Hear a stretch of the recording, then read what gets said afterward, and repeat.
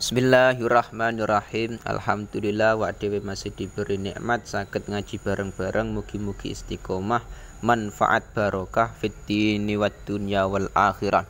Bismillahirrahmanirrahim. Wal hayawanu utawi hayawan kewan kulluhu hiya sekabehane hayawan iku tahirun iku suci. Jadi semua hayawan iku hukumnya suci. Kambing, sapi, kerbau dan lain-lain iku hukumnya suci. Tapi ada pengecualian illal kalba, kecuali anjing, wal khinzira lan babi. Jadi babi ataupun anjing iku hukumnya tetap najis, tidak bisa suci, dan najisnya najis mughalladhah.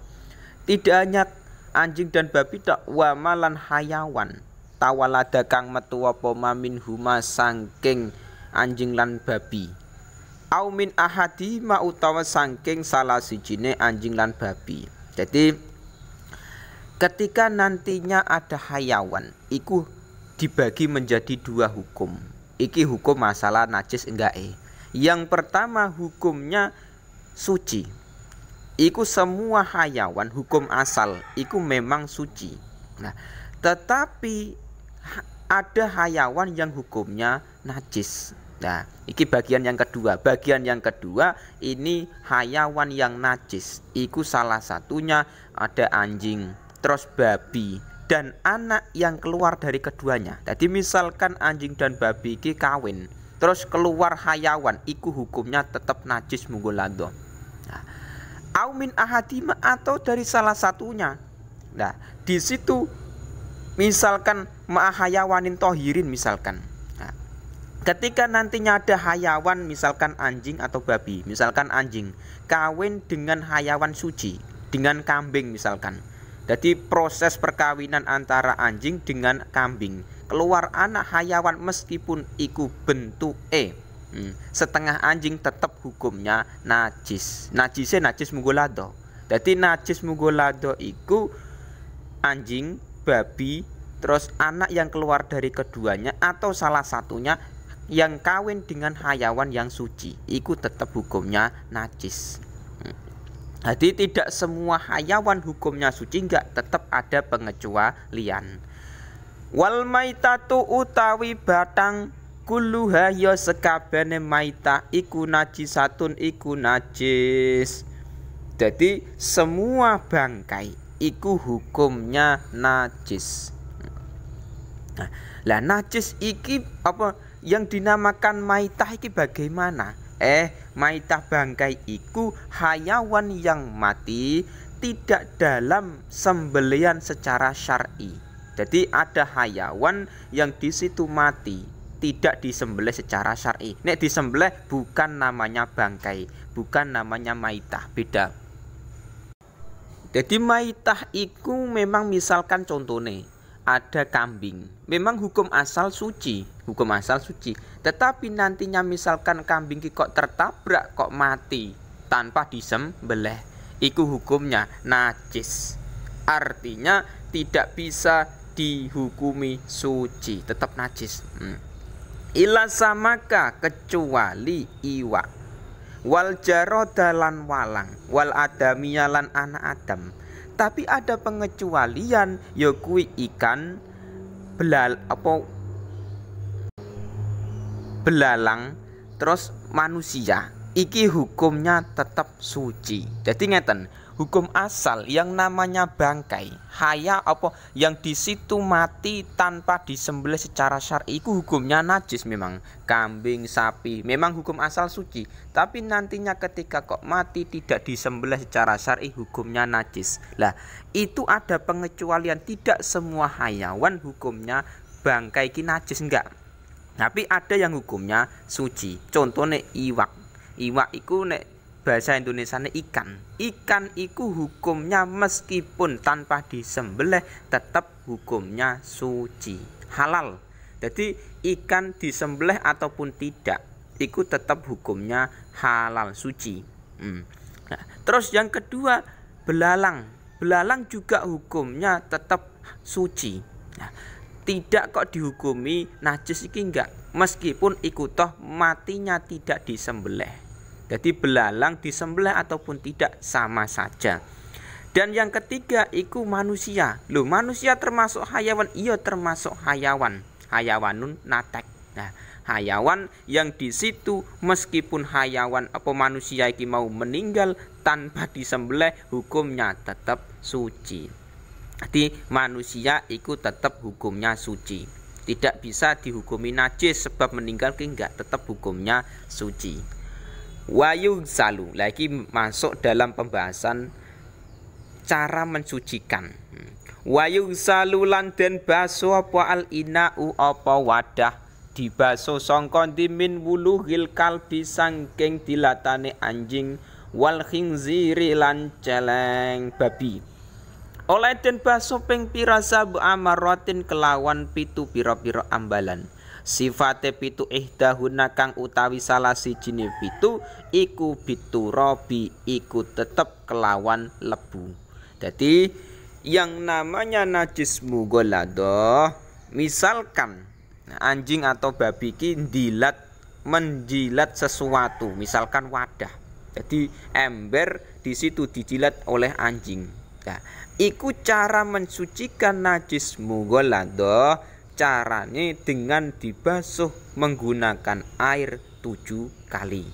Tapi ingat, dianggap satu basuhan pertama kali iku kalau memang ainun najasah, najisnya itu sudah hilang. Jadi misalkan dibasuh 10 kali tapi misalkan air liurnya anjing itu dilatane masih ada di wadah, tetap hukumnya masih najis. Jadi ketika dibasuh iku pertama kali air liur najis mughalladah iki sudah hilang. Lah iku baru dianggap satu basuhan. Terus dibasuh kedua, basuh ketiga nyampe 7 kali. Jadi najis mughalladah iki di sisi lain di situ harus dibasuh 7 kali dan di situ ditambahi dengan biturab debu. Salah satu basuhan 7 iki mau. Misalkan basuhan pertama dicampur debu, silakan. Basuhan kedua silakan. Sing terakhir ya silakan, bebas. Sing penting salah satu basuhan 7 tadi iku harus adanya debu. Wayu salu. Nah, iki Mbak, iku kan dek wau membahas masalah najis mughalladah. Najis sing tingkatane paling berat. Nah, saiki bahas masalah najis selain mughalladah. Wayu salu lan den baso min sairin najasati. Wayu salu lan den baso apa inak wadah ki mau. Den baso min sairin najasati saking pira-pira saking sekerine pira-pira najis. Ne dibaso pira marotan kelawan ambalan wahidatan kang siji. Sifate maroh tak tikang teko apa maroh wahidah alaihi ing atase inak. Dadi ngeten. Adapun nantinya najis selain mughalladah iku ada yang namanya najis mutawasithah. Najis yang di situ seperti umumnya najis, misalkan kotoran ayam, kotoran kambing, sapi, manusia, iku semua hukumnya najis mutawasithah. Jadi intinya najis yang bukan najis mughalladah. Nah, tapi nantinya di situ proses pembersihan najis mutawasithah iku beda dengan najis mughalladah. Nah, nek mutawasithah wa yughsalu min sa'irin najasati marratan wahidatan ta'ti alaihi, dibasuh cukup satu basuhan yang di situ sudah membersihkan najis iku sudah cukup. Jadi misalkan satu basuhan iki membasuh najis misalkan kotoran ayam. Jadi kotoran ayam kita basuh menggunakan air.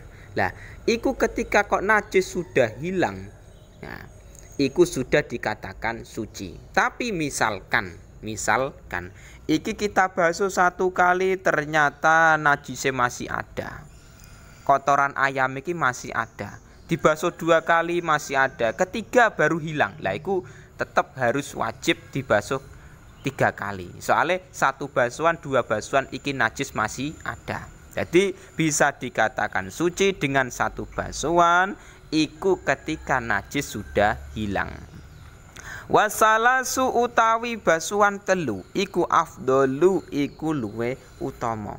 Jadi adapun basuhan ketiga kali iki hukumnya lebih utama. Jadi misalkan kita basuh pertama najis sudah hilang kotoran ayam, kita basuh kedua, ketiga lah, ketiga basuhan iki hukumnya lebih utama, afdol. Meskipun cukup dengan satu basuhan iki, misalkan kotoran ayamnya dibasuh satu kali sudah cukup meskipun. Nah, tapi tiga basuhan itu lebih utama. Nah, iki bahas masalah khomer. Wa idza takhallalat lan ing dalem nalikane dadi cokak apa al khamratu apa khomer. Arak. Oleh dadi cokak mau binafsia kelawan awak dhewe ne khamrah.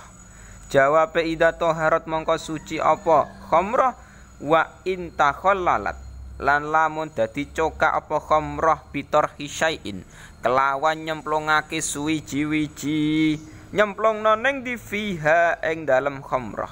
Jawabe in lam tadhur mongko ra suci apa khamrah. Iki bahas masalah khamr atau arak. Nah, khamr atau arak iku pengertian dulu.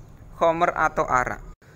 Pengertian dari khamr atau arak wahia al-mutakhadah min ma'il inab muhtaramatan kanat al-khamratu amla. Jadi yang dinamakan khamrah atau arak itu perkara yang dibuat dari peresan anggur, baik itu tujuannya khamr itu dimuliakan ataupun tidak, itu namanya khamrah. Jadi ngenten, proses khamr sendiri atau arak itu aslinya nek menurut ulama-ulama fikih itu ada yang mengatakan prosesnya itu dari peresan anggur. Peresan anggur. Jadi perkara yang memabukkan ini memang macam-macam. Ada yang di situ memang terbuat dari peresan anggur seperti khamr atau arak. Ada yang di situ terbuat dari selain peresan anggur. Nah, tapi itu ada ulama yang mengatakan nabid. Nah, jadi intinya yang kita bahas ini khamr. Khamr atau arak itu bisa menjadi cokak dengan sendirinya, maka hukumnya suci. Jadi misalkan punya khamr, punya arak yang di situ hasil peresan dari anggur, terus kita biarkan misalkan. Nah, kita biarkan terus berubah menjadi cokak. Nah, itu hukumnya suci. Nah, adapun nantinya ketika kok perubahan itu tidak dengan sendirinya, artinya ada sesuatu campuran misalkan. Wa in takhallalat bitor hisyain fiha. Ketika nantinya kok di situ ada pencampuran. Nah, iku lam tadhur, maka tidak bisa dihukumi suci. Jadi misalkan aku punya khamr, punya arak, terus kepengen tak jadikan cokak, tapi dengan tak cemplungi sesuatu misalkan. Tak cemplungi misalkan air teh. Nah, atau sesuatu yang lain misalkan. Nah, iku meskipun khamr atau arak iki tak cemplungi sesuatu iki berubah menjadi cokak, hukumnya tetap tidak suci, najis. Soalnya apa? Yang dikatakan suci khamr arak iki mau ketika memang berubah dengan sendirinya tanpa pencampuran apapun, Jadi ki membahas masalah panjang lebar masalah khamr dan cokak iki memang ada pemilahan-pemilahan hukum. Iki bisa dihukumi suci apa enggak, niku ada pemilahan.